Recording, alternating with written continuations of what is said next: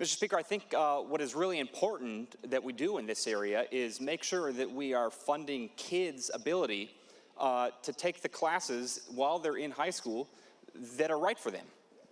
The underlying bill without this amendment doesn't do that. All the underlying bill does at this point is simply reallocate some state dollars to schools and community colleges. We need to do much more than that, Mr. Speaker. Need I remind you once again, Article 9, Section 1 of the state Constitution says that education is the state's paramount duty. The paramount duty. Mr. Speaker, if kids in high school are able to take dual credit classes, they should be able to. And they should be able to without having to pay out of their own pocket. To have to do so is antithetical to the notion of a free course of public education for all students in Washington State. And Mr. Speaker, more importantly, this striking amendment is about equity. It's about income equity, because it would make sure that kids on free and reduced lunch who need the help the most are able to have their course fees covered and not have academic opportunities foreclosed to them because their parents can't afford to pay these extra fees. It's also about racial equity, Mr. Speaker, because we know for a fact that there are a number of racial minority groups that are underrepresented in these academically accelerated environments. And this will help make sure that all those kids have those course fees covered so we can have more kids enrolled in those classes.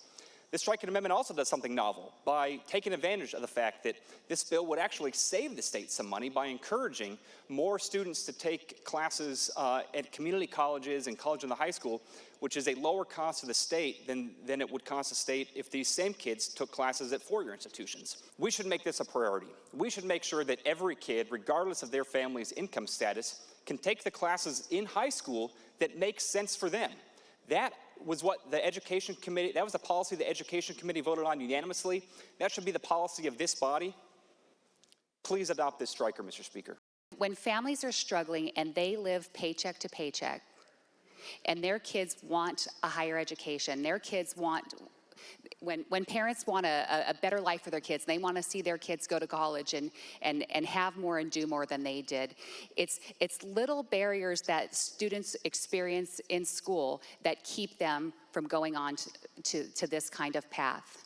When you're a kid and you know that mom is struggling to buy groceries, keep the heat on, and fill the gas tank up, that extra $50 or $100 that it costs to fill out an application or buy the books for a class keeps kids from enrolling in these programs.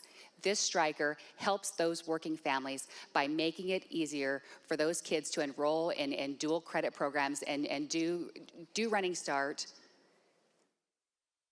because it eliminates a barrier that is a very real barrier for families that are struggling with the affordability in this state. Please vote yes on this striker.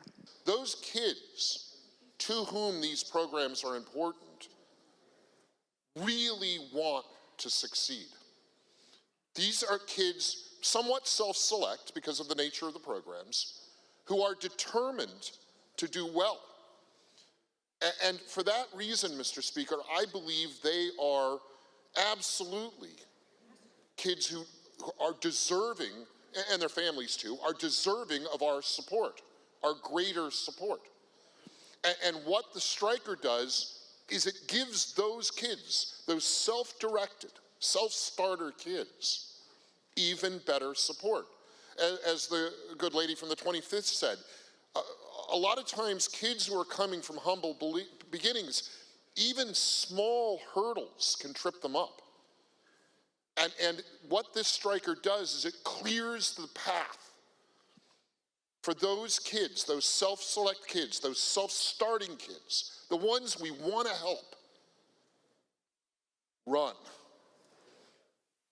We don't do enough, Mr. Speaker, to help kids run, to help them thrive here.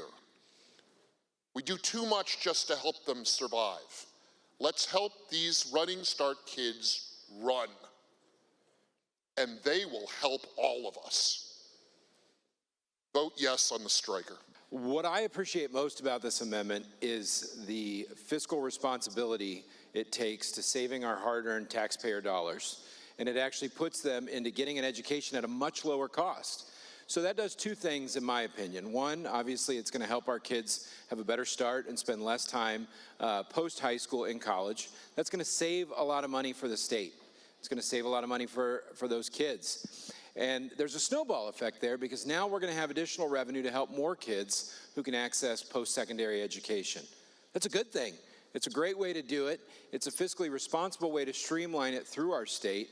And, you know, I'll end with this, Mr. Speaker. We've spent considerable money this session alone on other things around education, supporting teachers and others. Let's support our students in helping them get, you know, as much dual credit courses as they can. Please vote yes on this striker.